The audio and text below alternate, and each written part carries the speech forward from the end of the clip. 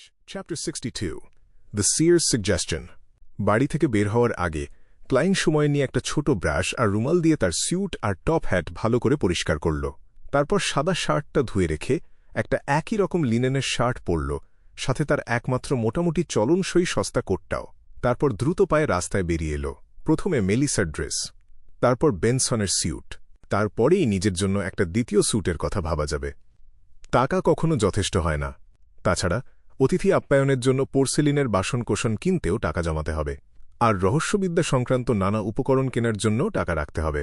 ক্লাইন public গাড়িতে বসে বাড়ির আর্থিক অবস্থাটা একবার মনে মনে হিসাব করল। যত হিসাব করল তত মাথা নাড়ল।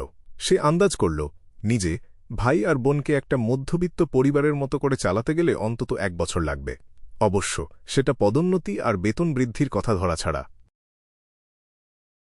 পাবলিক গাড়ি রাস্তা ধরে এগিয়ে গিয়ে হাউস স্ট্রিটের ডিভিনেশন ক্লাবের ঠিক উল্টো দিকে থামল। ক্লাইন কালো টপ হ্যাটটা চেপে ধরে গাড়ি থেকে লাফ দিয়ে নামল। চেনা রাস্তা ধরে হেঁটে দোতলায় ক্লাবে ঢুকল। তারপর দেখতে পেল সুন্দরী বাদামি চুলের অ্যাঞ্জেলিকাকে। তার চোখ দুটো একটু ফোলা আর লাল ছিল, কিন্তু চেহারায় অসম্ভব স্বস্তির ছাপ। ক্লাইন হাত তুলে আলতো করে ভ্রু মধ্যে টোকা দিল আর তাকে মনোযোগ দিয়ে পর্যবেক্ষণ করল। সে দেখল অ্যাঞ্জেলিকার আবেগের রঙের গভীরে যে ধূসরতা ছিল সেটা অনেকটাই কেটে গেছে। তার জায়গায় এসেছে রোদের আলোর মতো সাদা উজ্জ্বলতা। সব বুঝে নিয়ে ক্লাইন এগিয়ে গেল, হ্যাট খুলল আর হাসল। ম্যাডাম অ্যাঞ্জেলিকা, আজকে চমৎকার দিন, তাই না? অ্যাঞ্জেলিকা মুখ তুলে একটু চমকে গেল। তারপর উজ্জ্বল হাসি দিয়ে বলল, তুমি একদম মিস্টার ভিনসেন্টের বিড়ালটার মতো। হাঁটার সময় কোনো শব্দই করো না, তাই না? তুমি বুঝতে পেরেছ? হে হে, আমি ভুলেই গিয়েছিলাম, তুমি তো একজন ভবিষ্যদ্বক্তা চেহারা পড়তে পারো। সে থামল, তারপর আলতো করে ঠোঁট কামড়ে মাথা নিচু করল। ধন্যবাদ। গতকাল তোমার পরামর্শের জন্য অনেক ধন্যবাদ। আমি অনেক ভালো অনুভব করছি। গত 1 বছরে এত হালকা, খুশি আর তৃপ্ত আমি হইনি। তার আন্তরিক কৃতজ্ঞতা শুনে ক্লাইনও তার আনন্দে ছুঁয়ে গেল। ঠোঁটের কোণ উঁচু হয়ে গেল, বলল, এটা আমার সৌভাগ্য।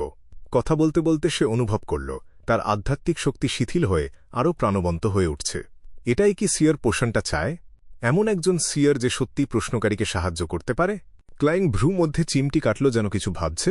তারপর গোপনে 2 বার টোকা দিল। বলতেই হয়, স্পিরিট ভিশন চালু আর বন্ধ করার এই পদ্ধতিটা বাস্তবে যথেষ্ট অগোচর নয়। কিন্তু সমস্যা হল সে এর চেয়ে ভালো কোনো উপায় এখনও ভাবতে পারেনি।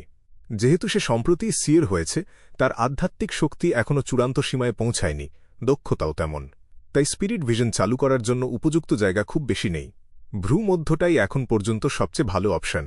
পোষণ পুরোপুরি হজম করে যখন সত্যিকারের সিয়ার হব, তখন নিশ্চয়ই আরও অগোচর একটা চালু করার ভঙ্গি বের করতে পারব।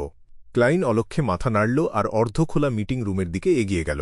কফি না চা? অ্যাঞ্জেলিকা তাড়াতাড়ি জিজ্ঞেস করল। দেশি কফি, ক্লাইন জবাব দিল। ডিভিনেশন ক্লাবে যত রকম পানীয় আছে সব একবার করে চেখে দেখার প্ল্যান ছিল তার। তারপর সে দেখল 6-7 জন সদস্য উপস্থিত, কিন্তু হানাস ভিনসেন্ট নেই, যে প্রায় সবসময় থাকে। মিস্টার ভিনসেন্ট আসেনি? ক্লাইন থমকে দাঁড়িয়ে সহজভাবে জিজ্ঞেস করল। অ্যাঞ্জেলিকা একটু অবাক হয়ে বলল, মিস্টার ভিনসেন্ট তো প্রতিদিন আসে না। এনমার্ট হারবারের একটা ডিভিনেশন সংগঠনের আমন্ত্রণে লেকচার দিতে গেছে। তুমি কি তাকে খুঁজছিলে? মোটেও না, শুধু কৌতূহল। যতবারই এসেছি তাকে দেখেছি। ক্লাইন হেসে মাথা নাড়ল। ইতিমধ্যে সে খেয়াল করল উপস্থিত 7 জনের মধ্যে একটা চেনা মুখ আছে। গ্লাসিস, যে আগে তার জন্য ডিভিনেশন করেছিল, সে এখানে। গ্লাসিস তার এক চশমা পরে টেবিলের উপর কিছু তথ্য পড়ছিল। হঠাৎ টের পেল কেউ তার দিকে তাকাচ্ছে। মুখ তুলে তাকাল। মুখে স্পষ্ট আনন্দ ফুটে উঠল। 2 হাতে ভর দিয়ে উঠে দাঁড়াল। ক্লাইনের দিকে ছুটে গিয়ে তার সামনে থামল। শুভ বিকেল, মিস্টার মোরেত্তি। ভাবছিলাম আজকে তুমি আসবে কিনা। অ্যাঞ্জেলিকার কাছে শুনলাম তুমি ডাক্তার নও, বরং একজন ভবিষ্যদ্বক্তা যে চেহারা পড়তে পারে। ক্লাইন হাসল। শুধু ওটাই না, যেটাই আমি ভালো। মিস্টার গ্লাসিস, তোমার অসুখ আর বিরক্ত করছে না মনে হচ্ছে? সে কপালে চিমটি কেটে ভ্রু মধ্যে 2 বার টোকা দিল। দেখল গ্লাসিসের স্বাস্থ্যের রং স্বাভাবিক হয়ে এসেছে। হ্যাঁ, সেদিন তোমার পরামর্শ না শোনার জন্য খুব আফসোস হয়েছিল। ভাগ্যিস আমার বাসার কাছেই একজন অসাধারণ ওষুধবিদ আছে। সে আমার স্ত্রীকে এমন একটা অদ্ভুত ওষুধ দিয়েছিল যেটা আমাকে মৃত্যুর মুখ থেকে ফিরিয়ে এনেছে। গ্লাসিস আবেগাপ্লুত হয়ে বলল। নাইট হক দলের প্রায় সদস্য হিসেবে ক্লাইন পেশাগত আগ্রহ থেকে জিজ্ঞেস করল, অসাধারণ ওষুধবিদ? অদ্ভুত ওষুধ? অদ্ভুত? কতটা অদ্ভুত? বিয়ন্ডারদের গণ্ডির মধ্যে পড়ে কিনা? সে বলেছিল ওটা লেনবুর্গের এক ধরনের লোকজ ওষুধ। মোট কথা, আমার রোগ সারাতে অনেক সাহায্য করেছে। গ্লাসিস উত্তর দিল, প্রশ্নে কোনো অস্বাভাবিকতা টের না পেয়ে। লোকজ ওষুধবিদ? ক্লাইন ভাবার ভান করে ভ্রু মধ্যে টোকা দিল। তার নাম কি? কোথায় থাকে? তুমি তো জানো, একজন ভবিষ্যদ্বক্তাও সবসময় ফিটফাট থাকবে এমন গ্যারান্টি দিতে পারে না। হয়তো ভবিষ্যতে তার কাছ থেকে ওষুধ কিনতে আমারও যেতে হতে পারে।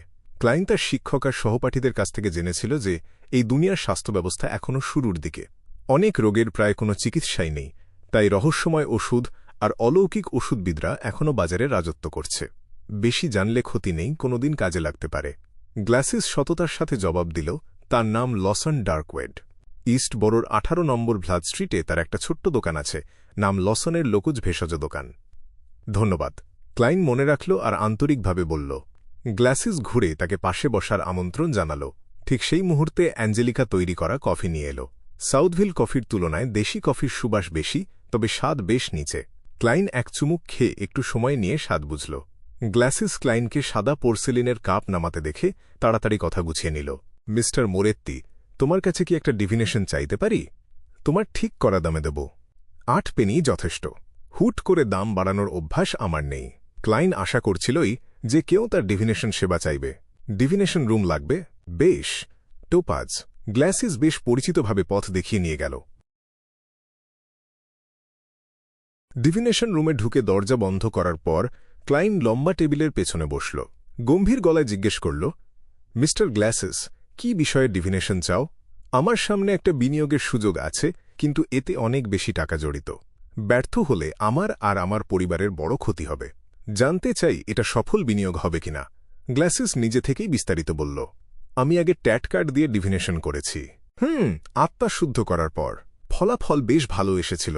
হ্যাঁ, ব্যাখ্যা আমি নিজেই করেছি, তবে সেই প্রতীকগুলোর মূলনীতি ভাঙিনি। ক্লাইন ভাবল, তারপর কৌতূহলী হয়ে বলল, পুরো পরিস্থিতিটা আরেকবার বর্ণনা করলে ভালো হয়। তোমার তথ্যগুলো আবার দাও। অপর পক্ষের তথ্যও থাকলে সবচেয়ে ভালো। আমরা অ্যাস্ট্রোলেব ডিভিনেশন করব। বেশ, গ্লাসিস কথা গুছিয়ে বলল, মিস্টার লেনেভুস যখন হর্নাসিস পর্বতশ্রেণী পরীক্ষা করছিল, সে একটা বিশাল খনি আবিষ্কার করেছে, যেটা উচ্চমানের লোহার আকরিকে ভরা। সে তার সমস্ত সঞ্চয় ঢেলে সেই জমি কিনেছে আর একটা পেশাদার কোম্পানি দিয়ে সার্ভে করিয়েছে। ফলাফল উৎসাহজনক। পরবর্তী উন্নয়নের জন্য তার টাকার অভাব, তাই সে একটা ইস্পাত কোম্পানি গঠন করেছে আর প্রকল্পটা দিয়ে ব্যাংক থেকে ঋণের আবেদন করতে চায়। একই সাথে প্রাথমিক মূলধন জোগাড়ের জন্য সংশ্লিষ্ট সংখ্যক শেয়ারও ছাড়বে।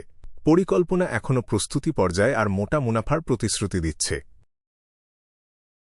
ক্লাইন, যে ইদানিং নিয়মিত খবরের কাগজ পড়ছিল আর একজন ইতিহাস বিশেষজ্ঞ ও বটে জানত এই দুনিয়ায় শেয়ার আছে, সে এটাও জানত যে শেয়ারের ধারণাটা এসেছে সম্রাট রোজেলের কাছ থেকে।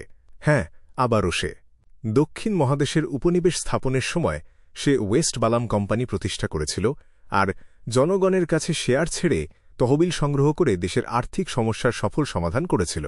এভাবে উপনিবেশ স্থাপনে সে প্রথম সুবিধাটা পেয়েছিল। মুনাফা ভালো হওয়ায় এই ধারা চলতেই থাকল।